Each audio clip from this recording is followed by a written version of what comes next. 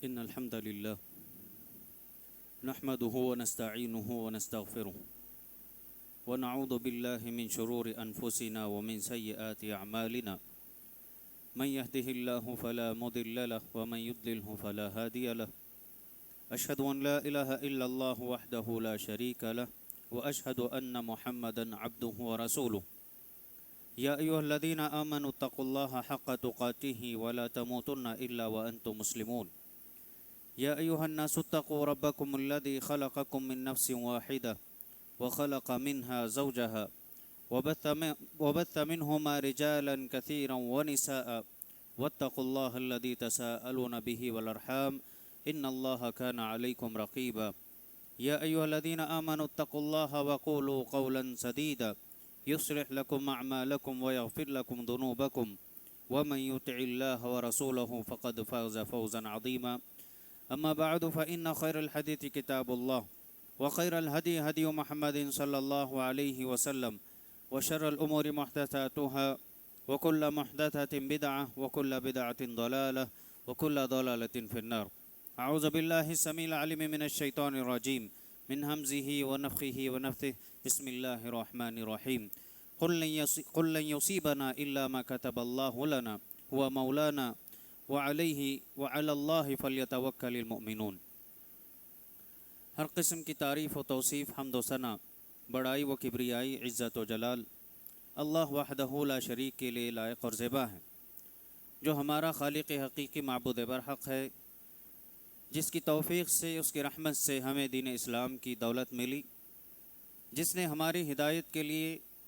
بے شمار انبیاء علیہ السلام کو مبعوث کیا، کتابوں کو نازل کیا۔ بعدہ اللہ کے مقدس ہستیاں، مقدس پیمبر تمام انبیاء علیہ السلام پر درود و سلام ہوں، خصوصاً نبی آخر الزماں رحمۃ للعالمین سید المرسلین جناب محمد رسول اللہ صلی اللہ علیہ وسلم کی ذات گرامی پر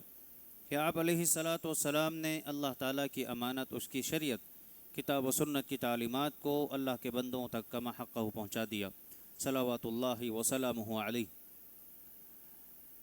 معزز حاضرین اور پردہ نشین اسلامی خواتین، خطبہ مسنونہ کے بعد سورہ توبہ کی ایک آیت نمبر 51 آپ کے سامنے پڑھی گئی، جس میں اللہ رب العزت نے مومنین کا عقیدہ، ان کے توکل کی خبر دیتے ہوئے اس آیت میں اللہ نے فرمایا کہ مومنین یہ عقیدہ رکھتے ہیں، وہ ہمیشہ یہی کہتے ہیں کہ جو کچھ بھی ہمیں مصیبت پہنچتی ہے، پریشانی پہنچتی ہے، وہ وہی مصیبت ہے جو اللہ تعالی ہم پر لکھ دیتے ہیں، جو اللہ نے ہماری تقدیر میں لکھ دیا ہے، وہی مصیبت، وہی تکلیف ہمیں پہنچتی ہے، اس لیے کہ وہ ہمارا مولا ہے، وہ ہمارا کارساز ہے، اسی نے پیدا کیا، اسی کے حوالے ہمارے تمام کام ہیں، اور حقیقت میں مومنین اللہ تعالیٰ ہی پر بھروسہ رکھنے والے ہیں۔ اللہ پر بھروسے کا تقاضا یہ ہے، اس آیت میں یہ پیغام ہے کہ اللہ رب العزت پر وہ یقین کامل، وہ بھروسہ ہو کہ جو کچھ بھی انسان کی زندگی میں حالات آئیں، ایسے وقت میں وہ اللہ تعالیٰ کی طرف رجوع کرے اور یہ سوچے کہ اللہ کے فیصلے اور اس کے حکم کے بعد ہی مجھ پر یہ مصیبتیں آئی ہیں، اب اس کے حل کے لیے کیا راستے ہو سکتے ہیں، اسباب کیا ہو سکتے ہیں، بندہ اس کو اختیار کرنے کی کوشش کرے۔ معزز حاضرین، میں اور آپ جس مہینے سے گزر رہے ہیں، یہ اسلامی سال کے 12 مہینوں میں سے دوسرا مہینہ ماہ سفر ہے۔ ماہ سفر کے سلسلے میں اگر آپ دیکھیں تو ایک زمانے قدیم سے مسلمانوں کے نظریات اور ان کے خیالات بڑے خطرناک ہیں، اور یہ مہینہ ان مظلوم مہینوں میں سے ہیں جن کے تعلق سے لوگ غلط خیالات رکھتے ہیں، یا پھر یہ کہ اس میں کچھ شرکیات کا ارتکاب کرتے ہیں، بدعات و خرافات، غلط اعتقادات اور غلط خیالات لوگ رکھتے ہیں۔ ماہ سفر کے متعلق بھی لوگ یہ عقیدہ رکھتے ہیں کہ یہ مہینہ نحوست والا مہینہ ہے، پورے مہینے کے سلسلے میں یہ عقیدہ رکھتے ہیں کہ یہ مہینہ نحوست والا ہے۔ اس کی نحوست کی وجہ سے کیا اثرات زندگی پر اثرات مرتب ہوتے ہیں، اس کے سلسلے میں لوگ کہتے ہیں کہ اس میں کوئی اچھا کام نہیں ہو سکتا، کوئی بھی نیا کام شروع کریں وہ کامیاب نہیں ہو سکتا، اگر کرنا ہو تو اس مہینے کے علاوہ دوسرے مہینوں میں کرنا چاہیے۔ سفر صاد فا را، امام سخاوی رحمۃ اللہ علیہ نے کہا کہ اس کا نام سفر کیوں پڑا؟ سفر المکان اذا خلا، کہتے ہیں کہ عرب میں اس مہینے میں جب یہ ایام آ جاتے، عموماً عرب والے اس مہینے میں جنگ و جدال کے لیے اپنے گھروں کو خالی کر کر نکل جایا کرتے تھے، کیونکہ گھروں میں کوئی مرد نہیں ہوتے تھے، اس لیے سفر المکان، جگہ خالی ہو گئے، منزلیں گھر خالی ہو گئے، اس لیے اس مہینے کو سفر کا نام دیا گیا کہ جس میں لوگ گھروں میں نہیں رہتے تھے، جنگ و جدال کے میدان میں نکل جایا کرتے تھے۔ اور اس لیے اس مہینے کو کیونکہ لوگ نحوست والا مہینہ اور منحوس مہینہ سمجھتے ہیں، ابن رجب حنبلی رحمہ اللہ نے کہا کہ کچھ جاہل قسم کے لوگ، عربی زبان کا یہ مفہوم ہے، انہوں نے کہا کہ کچھ جاہل قسم کے لوگ یہ سمجھتے ہیں کہ یہ مہینہ منحوس مہینہ ہے، اور پھر کہتے ہیں کہ اس طریقے کا عقیدہ رکھنا، اس طریقے کی سوچ رکھنا، ایسا خیال اگر کسی کے ذہن میں آ بھی جائے، یہ بدشگونی کے قابل سے ہے، بدشگونی لینے کی طرح ہے۔ بدشگونی کیا ہے یا نحوست کیا ہے؟ لوگ اس کے سلسلے میں کیا اعتقادات اور کیا عقیدہ رکھتے ہیں؟ نحوست یا بدشگونی اگر کہیں تو بدشگونی دراصل اللہ کے علاوہ کسی اور چیز میں، کسی اور عمل میں، کسی اور انسان میں، کسی دن میں، کسی مہینے میں یہ طاقت ہے کہ وہ ہمیں نقصان پہنچا سکتا ہے۔ یہ عقیدہ رکھنا، یہ خیال اپنے اندر پیدا کر لینا کہ اللہ کے علاوہ بھی کوئی ہے جو ہمیں نقصان پہنچا سکتا ہے یا فائدہ پہنچا سکتا ہے، چاہے وہ دن ہو، مہینہ ہو، رات ہو، یا اس طریقے سے کوئی چیز ہو، کوئی عمل ہو، کسی سے بھی متعلق اگر یہ خیال کسی کے ذہن میں آ جائے تو یہ بدشگونی ہے کہ اللہ کے علاوہ کسی میں یہ طاقت موجود ہے۔ اور اس طرح سے بدشگونی اور نحوست کی کچھ مثالیں جو لوگوں میں پائی جاتی ہیں، ہمارے معاشرے میں پائی جاتی ہیں، آپ میں سے ہر کوئی اس بات کو جانتا بھی ہے۔ جیسے کوئی گھر سے نکل جائے اور اگر کالی بلی راستہ کاٹ کر نکل جائے تو لوگ راستہ بدل لیتے ہیں، اور یہ عقیدہ یا پھر یہ گمان وہم ان کے ذہن میں آ جاتا ہے کہ اب میں جس کام کے لیے جا رہا ہوں وہ کام نہیں ہوگا، اس کام میں میں نامراد لوٹوں گا، اس لیے راستہ بدل لیتے ہیں۔ اس انسان کو چاہیے یہ تھا کہ وہ اپنی کم عقلی کا مظاہرہ کرنے کے بجائے اس مخلوق سے ڈرنے سے زیادہ خالق سے ڈر لیتا۔ جتنا اس بلی سے ڈر رہا ہے اتنا اگر اللہ سے ڈر جائے تو نجات ہے، اللہ اس کے معاملات آسان کر دیں گے۔ اس قدر اس عقیدے کا اثر ہماری زندگیوں میں ہو چکا ہے۔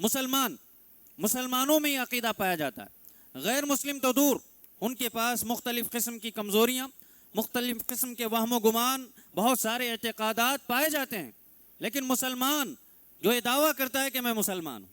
میں اللہ کو مانتا ہوں، میری عبادتیں، میرے اعمال اللہ کے لیے ہیں، وہ یہ عقیدہ رکھتا ہے کہ مخلوقات میں کسی میں طاقت موجود ہے کہ وہ مجھے نقصان پہنچا سکتی ہے، اور دعوے ہیں اللہ پر ایمان کے، اللہ پر توکل کے۔ پھر اسی طرح سے ایک اور شکل ہے کہ انسان کبھی گھر سے نکل جائے یا دکان میں اس کے کسٹمرز آنے سے پہلے کوئی فقیر آ جائے یا راستے میں کوئی فقیر مل جائے تو لوگ کہتے ہیں کہ یہ نحوست ہے، اب اس کے بعد جو کام ہوں گے یا یہ دن پورا کا پورا خراب نکل جائے گا، اس کی نحوست کی وجہ سے۔ اللہ کے بندو، اللہ نے آپ کو ذریعہ بنایا ہے، وہ ضرورت مند ہے، وہ حاجت مند ہے، وہ آپ کے پاس آیا، آپ اگر کچھ دے دو تو اس کا بھلا ہوگا، بجائے اس سے کہ اس کا بھلا کرو، اس سے تم اپنے لیے نحوست تصور کر رہے ہو۔ یہاں یہ جو تعاون کے سلسلے میں شریعت میں بار بار تاکید کی گئی، واللہ فی عون العبد ما کان العبد فی عون اخیہ، کہ بندہ جب بھی اپنے بھائی کی مدد میں رہتا ہے اللہ تعالیٰ اس وقت تک اس کی مدد میں ہوتا ہے، گویا نقصان ہی نقصان، انسان اپنے اس تصور کی وجہ سے، اپنے اس عقیدے کی وجہ سے نقصان کر رہا ہے۔ جہاں صدقہ کر کے اس کی ضرورت کو پوری کرتا، صدقے کا ثواب حاصل کر لیتا، اس کی مدد کر کے اللہ کی مدد حاصل کر لیتا، اس کی بجائے انسان کیا سوچ رہا ہے کہ اس کے میرے راستے میں مل جانے کی وجہ سے نحوست آ چکی۔ پھر اس کے بعد اس کے علاوہ اور بھی چیزیں ہیں جو لوگوں میں پائے جاتے ہیں، وہ یہ کہ اگر دن کے کسی بھی حصے میں یا رات کے پہر میں کوئی نقصان پہنچ جائے، کسی حادثے کا انسان شکار ہو رہا ہے، کیا کہتے ہیں کہ آج کس کا منہ دیکھ لیا نہیں پتا نہیں آج کس کا منہ دیکھنے کو ملا، اس لیے نحوست ملی ہے۔ غور اگر کیا جائے تو کبھی یہ ممکن ہے آج کے دور کے لحاظ سے، ہو سکتا ہے کہ سب سے پہلے شیشے میں آئینے میں اپنا ہی چہرہ دیکھا ہو، یا کبھی یہ ممکن ہے کہ اپنے بیوی بچوں کا چہرہ دیکھا ہو، اپنے ماں باپ کا، اپنے رشتہ داروں کا چہرہ دیکھا ہو، اور کہہ رہا ہے کہ کس کا منہ دیکھنا نصیب ہوا۔ اللہ اکبر! یعنی اپنے آپ کو، اپنے رشتہ داروں کو، اپنے ماں باپ کو منحوس سمجھ رہا ہے۔ اگر یہ بات لے لی جائے کہ وہ نقصان، یہ جو حادثہ اس کے ساتھ پیش آیا ہے وہ کسی کو دیکھنے کی وجہ سے ہوا ہے، تو پھر گویا تم اپنے آپ کو یا پھر اپنے رشتہ داروں کو، ماں باپ کو منحوس سمجھ رہے ہو۔ تو اس طرح سے یہ عقیدہ، یہ اعتقادات، یہ دراصل یہ سب کچھ چیزیں عقیدے کی کمزوری اور ایمان کی کمزوری کے نتیجے میں آتی ہیں۔ انسان کا جتنا عقیدہ کمزور، اتنے زیادہ وہم و گمان، وسوسے شیطان ذہن میں پیدا کرتا ہے۔ جہاں یقین کامل ہو وہاں انسان کسی سے ڈرے بغیر اپنے کام کو انجام دیتا ہے، اللہ پر یقین رکھ کر، اللہ پر بھروسہ رکھ کر۔ اور وہاں یہ بات جو عقیدے آتے ہیں، یہ خیالات، جو غلط خیالات انسان کے اندر آتے ہیں، یہ اندر انسان کو کمزور کر رہے ہوتے ہیں۔ دراصل ایمان کو چھوڑ کر، عقیدہ توحید کو چھوڑ کر شرک کو پسند کرنے کا نتیجہ ہے، بدعات و خرافات میں لت پت ہونے کا نتیجہ ہے، اللہ پر یقین کامل جو ایک مسلمان کو ہونا چاہیے اس میں کمزوری کا نتیجہ ہے کہ انسان کو شیطان اور کمزور کر رہا ہے، اللہ سے اس کا تعلق دور کرتا ہے، کاٹ دیتا ہے، جس کے سبب انسان کبھی کبھی ایسے حالات بھی آ جاتے ہیں کہ وہ اپنے سائے سے ڈرنے لگتا ہے، تاریکی میں اکیلا چلنے سے ڈرنے لگتا ہے۔ جبکہ ترقی کر گیا دور، پہلے والا دور نہیں تھا کہ جنگلوں میں اکیلا گزرنا پڑتا تھا، آج کے دور میں بھی کچھ ایسے طاقتور، جسمانی اعتبار سے باڈی بلڈر نظر آتے ہیں، لیکن اندرونی ہی طور پر وہ اس احساس کا شکار ہیں کہ وہ کوئی چیز ان کو اگر نقصان پہنچائے تو پہنچا سکتی ہے۔ یہ کیا بات ہے؟ اسی لیے ایمان کا تعلق ہمارے جسم سے بڑھ کر ہمارے عقیدے سے ہے، ہماری روح سے ہے۔ روح اگر مضبوط ہے، جسم مضبوط، گرچہ کہ ظاہری طور پر انسان معیوب ہی کیوں نہ ہو، لنگڑا ہو، لولا ہو، یا کسی بھی عیب کا شکار کیوں نہ ہو، لیکن اگر روح مضبوط ہے انسان بڑے بڑے کام کر جاتا ہے، اللہ پر بھروسے کی وجہ سے، اللہ پر یقین اور توکل کی وجہ سے۔ تو لہٰذا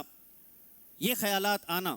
بلا شک شریعت میں بات بتائی گئی ہے کہ انسان کے وہم و گمان میں ایسے وساوس اور ایسے خیالات آتے ہیں، اس میں کوئی شک نہیں، یہ فطری تقاضا ہے کہ یہ شاید اس کی وجہ سے مجھے نقصان آ رہا ہو، اس کی وجہ سے۔ لیکن شریعت نے اس کے سلسلے میں بتائی، رہنمائی کی، یہ ہدایات فرمائی کہ انسان اس عقیدے کو مضبوط نہ کرے، اس خیال کو اپنے ذہن میں مضبوط نہ رکھے کہ نقصان اسی کی وجہ سے ہوا ہے، فلاں جگہ جانے کی وجہ سے فلاں چیز پہنچی ہے، بلکہ اس خیال کو ختم کرنا اصل کمال ہے، اصل مضبوط ایمان ہے۔ اللہ پر یقین کامل کا نتیجہ یہ ہونا چاہیے کہ ہم اس خیال کو ختم کر دیں۔ کیوں؟ اس لیے کہ اللہ کے نبی علیہ الصلوۃ والسلام نے فرمایا، سنن ابی داؤد کی روایت ہے، آپ صلی اللہ علیہ وسلم نے فرمایا الطیرۃ شرک،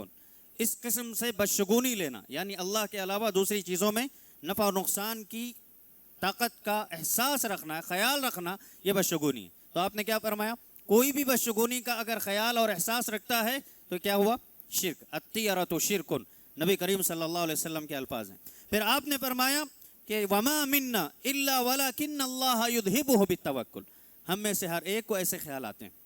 انسان کا فطری تقاضا ہے، کبھی وہ کسی میں کوئی نقصان اور فائدہ نظر اس کو آتا ہے، لیکن اللہ کے نبی نے فرمایا وَلَكِنَّ اللَّهَ يُذْهِبُهُ بِالتَّوَكُّلِ، جب انسان اللہ پر توکل کرنے لگ جائے، اللہ پر بھروسہ کرنے لگ جائے تو یہ خیالات ختم ہو جاتے۔ اگر نقصان کا شکار ہو رہا ہے وہ یہ سوچے کہ اللہ رب العزت نے اگر میرے حق میں نقصان لکھا ہے تو نقصان پہنچے گا، اگر اللہ تعالیٰ نے میرے حق میں فائدہ لکھا ہے تو مجھے فائدہ مل کر رہے گا، گرچہ کہ میرے سامنے مجھے نقصان کے حالات نظر کیوں نہ آ رہے ہوں، مشکل حالات کیوں نہ نظر آ رہے ہوں۔ یہ ایک مومن کی فراست ہے، یہ کامل ایمان کا نظریہ ہے جو انسان کو کامیاب بناتا ہے۔ مشکل حالات میں بھی انسان کو نکلنے کی راہیں نظر آتی۔ موسیٰ علیہ السلام کی زندگی سے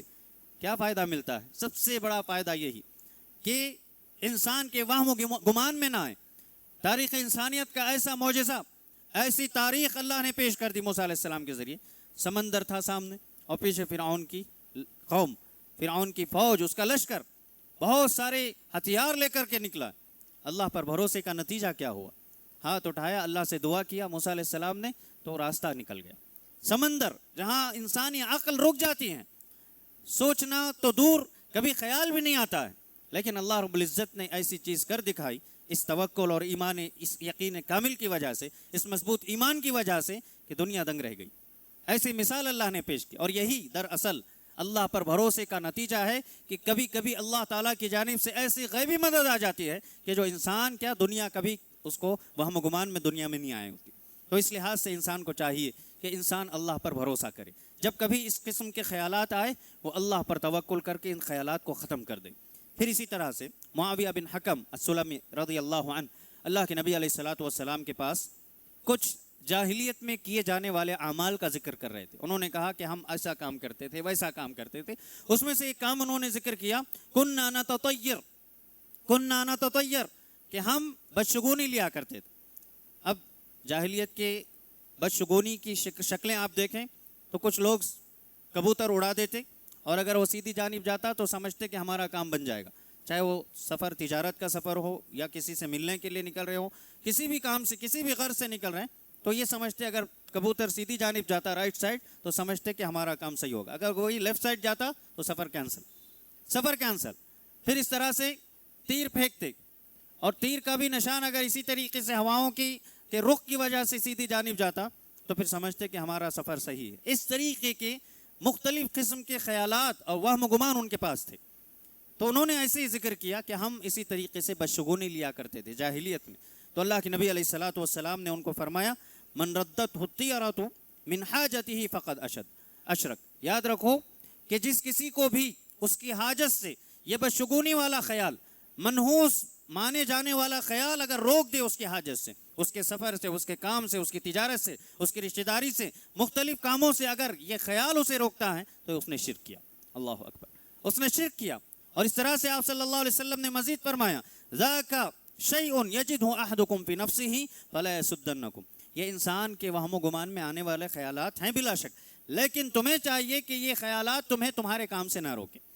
جس کام سے بھی تم نکلو، جس سفر سے بھی تم نکلو، تو سفر کے مہینے میں بھی لوگ جرنی کرنا، ٹریول کرنا، سفر کرنے کو بھی منحوس سمجھتے تھے، اس لیے کہ اس میں سفر ناکام ہوگا۔ اگر یہ مان لیا جائے تو پھر بہت سارے کام لوگ کر رہے ہیں،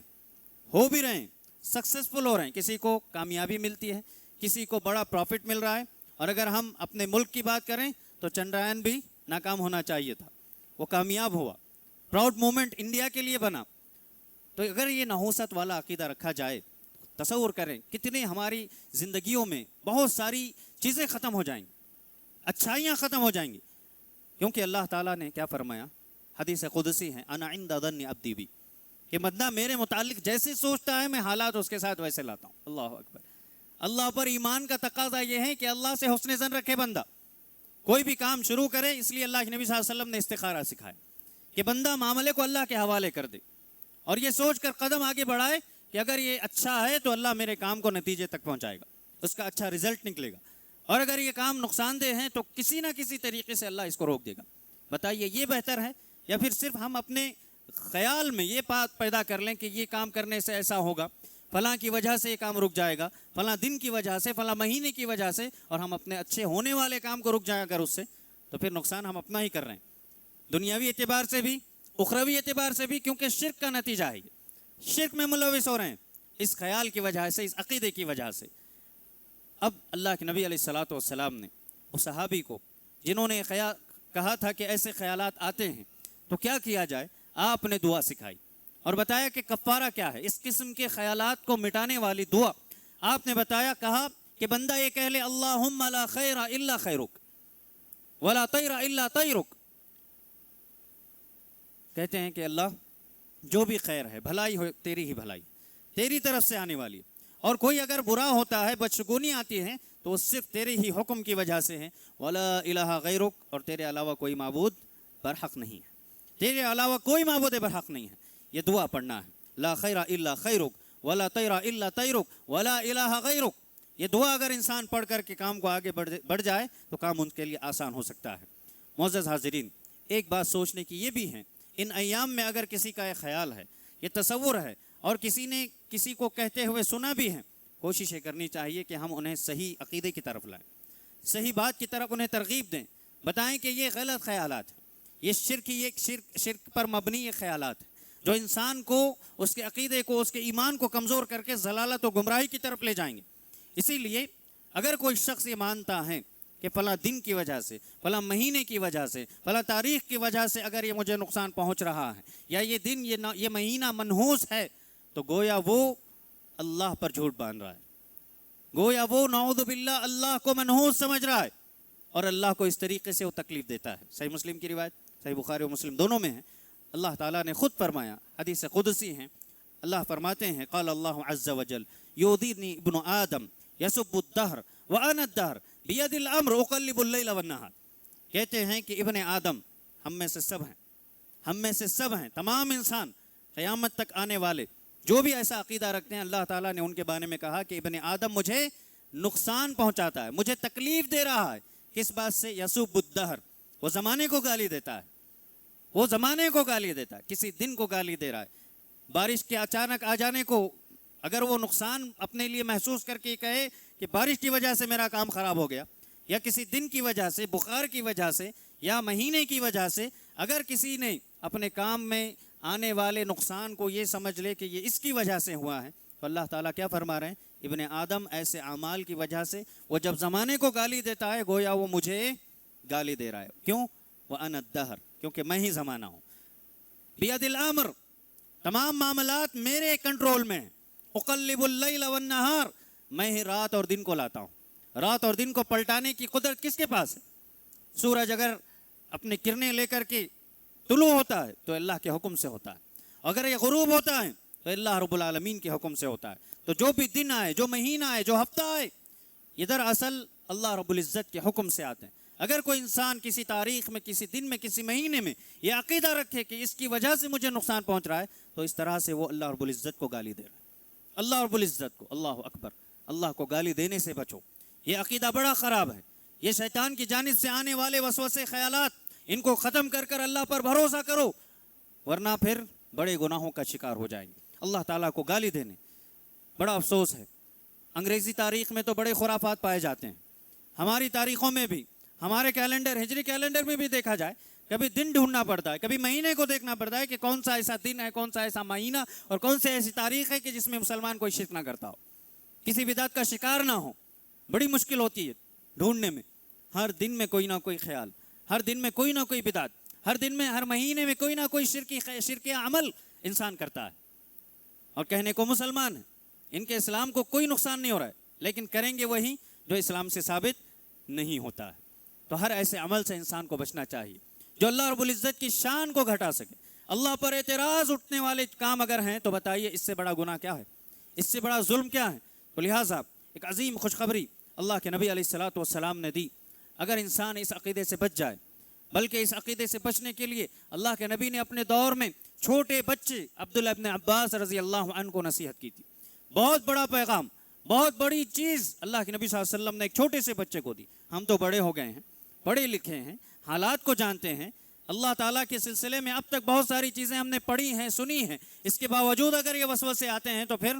ہمیں اپنے گریبان میں جھانکنا چاہیے، اپنے ایمان کا جائزہ لینا چاہیے، کہیں نہ کہیں ہمارا توکل، ہمارا اعتقاد کمزور ہو رہا ہے۔ اللہ کے نبی نے ایک چھوٹے سے بچے کو جو ابھی 8-9 سال کی عمر کو ہیں،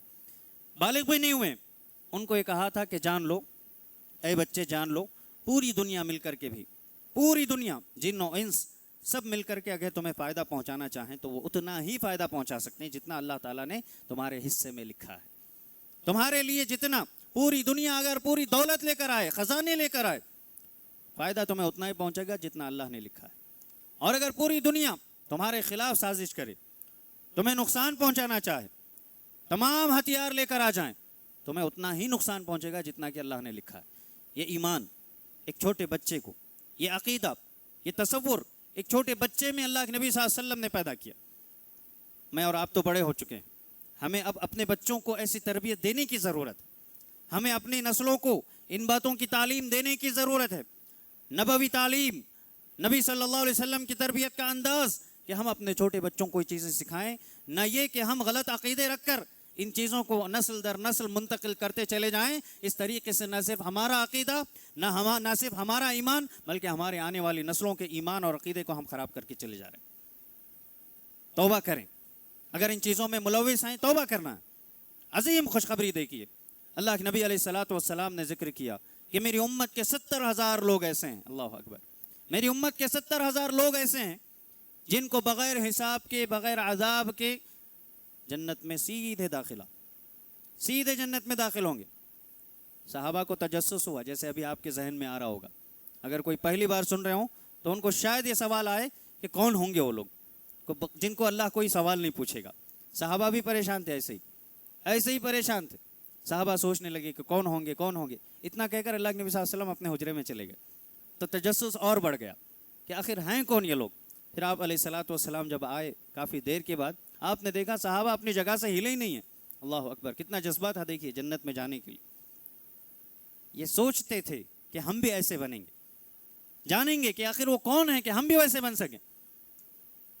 تو اللہ کے نبی صلی اللہ علیہ وسلم نے آ کر پوچھا کیا معاملہ ہے، ابھی بھی تم اپنی جگہوں پر ہو؟ صحابہ نے پوچھا کہ اللہ کے نبی صلی اللہ علیہ وسلم ہم جاننا چاہتے ہیں کہ کون ہے۔ آپ صلی اللہ علیہ وسلم نے فرمایا جان لو وہ کون ہیں۔ آپ علیہ الصلوۃ والسلام کہتے ہیں کانوا لا یکتؤون ولا یسترقون ولا یتطیرون وعلی ربہم یتوکلون۔ 4 صفات، 4 کوالٹیز جن کے اندر ہیں وہ جنت میں بغیر حساب و کتاب کے داخل ہوں گے۔ پہلی چیز، پہلی صفت لا یکتؤون، وہ داغتے نہیں ہیں۔ پچھلے دور میں جب جنگوں میں کچھ نقصان ہوتا، کچھ زخم ہوتا، خون کو روکنے کے لیے داغنے کا علاج کیا جاتا تھا۔ کسی بھی گرم چیز کو، لوہے کو گرم کر کے اس کو داغ دیا جاتا تاکہ خون رک جائے، یہ علاج مانا جاتا تھا۔ لیکن اللہ کے نبی علیہ الصلوۃ والسلام نے اس کو پسند نہیں کیا۔ اگر اس کا ریپلیسمنٹ ہے، کوئی دوسرا علاج ہے تو آدمی اس کو اختیار کرے۔ علاج کے بغیر بھی ہمارے مسلمانوں میں کچھ ایسے ہیں جو بچے کی پیدائش پر داغ دیتے ہیں، کچھ نقصان نہیں ہے، کوئی بیماری نہیں ہے، بیماریوں سے بچانے کے لیے داغتے ہیں۔ دیکھیے آپ، کئی بچوں کو ہم نے بھی دیکھا جو بڑے ہونے کے بعد ہمارے اسٹوڈنٹ جو پڑھنے آتے تھے، ان کے ہاتھوں پر، ان کے پیٹ پر کہیں نہ کہیں کچھ نشان ہوتے تھے۔ پوچھا جائے تو کہتے تھے کہ ہمارے بڑوں نے کیا ہے۔ اللہ اکبر، اللہ کے نبی کہہ رہے ہیں کہ زخم ہونے پر داغنے کو منع کیا،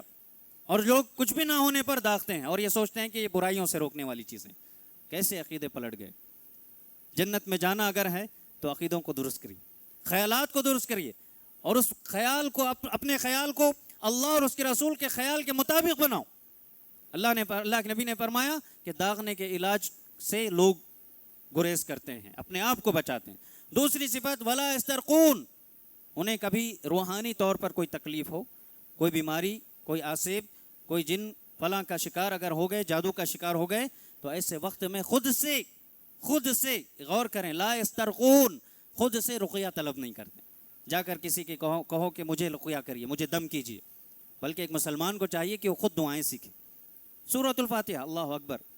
تفصیل کا وقت نہیں ہے، لیکن مختصر یہ کہ صرف سورۃ الفاتحہ میں وہ طاقت ہے کہ 7 مرتبہ کوئی پڑھے اگر یقین سے کہ اللہ اس پر شفا دے گا، بہت بڑی بڑی بیماریاں ختم ہو جاتی۔ پھر اس کے بعد اللہ کے نبی علیہ الصلوۃ والسلام پر خود جب جادو کیا گیا تھا، صحیح بخاری کی روایت ہے، کئی لوگ مانتے نہیں اس بات کو کہ نبی پر جادو، الگ الگ عقیدے رکھتے ہیں، نبی کا سایہ نہیں تھا، مکھی نہیں بیٹھی تھی، فلاں نہیں تھا، فلاں نہیں تھا، جو ثابت ہے ان چیزوں کو ماننے سے انکار، جو اللہ نے ثابت کیا۔ نبی بھی انسان تھے، اور اللہ نے یہ چیزیں اسی لیے شاید اس مصلحت کے تحت نبی کریم صلی اللہ علیہ وسلم کی زندگی میں ثابت کی تاکہ لوگ مانیں کہ اللہ کے نبی انسان تھے۔ انما انا بشر کہا اللہ کے نبی صلی اللہ علیہ وسلم۔ تو جب آپ پر جادو کے اثرات ہوئے تو آپ صلی اللہ علیہ وسلم پر کون سی صورتیں نازل ہوئی تھی؟ سورۃ الفلق، سورۃ النساء، قرآن مجید کی آخری 2 صورتیں۔ ہم یہ سمجھتے ہیں صرف مغرب کی نماز میں امام صاحب پڑھا لیتے ہیں کیونکہ نماز چھوٹی کرنا ہے، نہیں، یہ صورتیں بڑی فضیلت والی صورتیں، بڑی عظیم صورتیں ہیں۔ جادو کا علاج ختم ہوتا ہے۔ اللہ کے نبی صلی اللہ علیہ وسلم فرماتے ہیں کہ جیسے جیسے میں ایک ایک آیت پڑھ رہا تھا، گویا مجھ پر سے بڑے بڑے چٹان جو بوجھ مجھے محسوس ہو رہا تھا وہ ختم ہو رہا تھا۔ سبحان اللہ، یقین ضروری ہے۔ اسی لیے یہ اگر کمزور عقیدے کا شکار ہو جائیں گے تو پھر برائیوں میں چلے جائیں، شیطان اور تکلیف دے گا اور کمزور کر دے گا۔ اور یقین اگر ہو تو ایک آیت بھی شفا کے لیے کافی ہے۔ قرآن کریم کو اللہ نے شفا بنایا، رحمت بنایا، دلوں میں موجود بغض، کینہ، کپٹ، دلوں کی بیماریوں کے لیے علاج اللہ نے بنایا۔ قرآن کریم کو پڑھنے سے برکت لوگ الگ الگ طریقوں سے حاصل کر رہے ہیں، قرآن کریم سے شفا الگ الگ طریقوں سے، وہ طریقہ نہیں اپنا رہے ہیں جو اللہ نے بتایا، جو نبی نے بتایا۔ تو ضرورت اس بات کی ہے کہ طریقے وہ بنائیں جو اللہ نے کہا ہے، طریقہ وہ بنائیں جو نبی کریم صلی اللہ علیہ وسلم نے خود سکھایا امت کو۔ تو اس لحاظ سے دوسری چیز یہ کہ خود سے رقیہ اور دم طلب نہ کرے انسان۔ ہاں، کوئی بیمار ایسا ہے کہ جسے دیکھ کر کے خود ایک عالم کو یا جس کو کہ رقیہ آتا ہے وہ خود اگر رقیہ کر جاتا ہے تو اس میں کوئی حرج نہیں ہے، خود سے طلب نہیں کرنا ہے۔ کچھ ہو گیا، گئے جا کر بیٹھ گئے کہ رقیہ کرو، آپ کو چاہیے کہ آپ وہ دعائیں سیکھیں، آپ خود اس یقین سے دعائیں پڑھیں کہ آپ کو اللہ شفا دیں گے، تو انشاءاللہ اس کا اثر آپ اپنی زندگی میں دیکھیں گے۔ تیسری صفت ولا یتطیرون، ہمارے موضوع سے تعلق، کہ وہ لوگ بدشگونی نہیں لیتے ہیں، کسی بھی چیز کے سلسلے میں نہیں سوچتے ہیں کہ اللہ کے علاوہ اس میں بھی نقصان ہوگا، اس میں بھی تکلیف ہوگی، بلکہ وہ اللہ ہی پر یقین رکھتے ہیں، یقین کامل اور توکل اور بھروسہ۔ وعلی ربہم یتوکلون، چوتھی صفت یہی کہ جب وہ بدشگونی نہیں لیتے ہیں تو اللہ پر یقین رکھتے ہیں، کامل یقین۔ چار صفات ہوئیں، پہلے داغتے نہیں ہیں، دوسرا رقیہ طلب نہیں کرتے ہیں، تیسرا بدشگونی نہیں لیتے ہیں، اور چوتھا اللہ پر کامل یقین، کامل بھروسہ۔ یہ چار وہ کوالٹیز ہیں، وہ صفات ہیں، وہ اوصاف ہیں کہ اگر کسی مسلمان بندے کی زندگی میں آ جائے انشاءاللہ تو اللہ تعالیٰ ان 70,000 خوش نصیبوں میں ہمیں شریک کرے گا جو بغیر حساب و کتاب کے جنت میں داخل ہوں گے۔ اب سوال یہی ہے، ہم سوچیں کہ ابھی ہمیں یہ فضیلتیں چاہیے یا پھر نحوست والے عقیدے کے ساتھ ہم زندگی گزاریں گے؟ فضیلتیں چاہیے یا پھر نحوست والے عقیدے کے ساتھ زندگی گزار کے زندگی تباہ و برباد کر لیں گے اور آخرت بھی تباہ؟ حقیقت میں سوچئے کہ نحوست ہمارے اعمال کی وجہ سے، ہمارے برے اعمال کی وجہ سے، گناہوں کی وجہ سے۔ جب انسان گناہ کرتا ہے رحمتیں اڑ جاتی، اللہ کی برکتیں ختم ہو جاتی۔ نیکیاں کیجیے، اللہ سے دعا کیجیے، اللہ پر یقین رکھیں، انشاءاللہ اللہ زندگی کے حالات درست فرما دیں گے۔ اللہ سے دعا ہے کہ اللہ تعالیٰ ہم تمام کو جو کچھ بھی باتیں قرآن و حدیث کی روشنی میں ہم سنتے ہیں، پڑھتے ہیں، سمجھتے ہیں، کما حق ان پر عمل کرنے کے اللہ توفیق عنایت فرمائے۔ اللہ تعالیٰ اس قسم کی بدشگونی اور نحوست والے عقیدوں سے ہمیں بچا کر صحیح عقیدے پر اللہ ہمیں توفیق دے، اور اللہ تعالیٰ جب تک زندہ رکھے اسلام پر، ایمان پر، عقیدے توحید پر باقی رکھے، جب خاتمہ حسن خاتمہ نصیب کرے۔ آمین۔ وآخر دعوانا ان الحمد للہ رب العالمین۔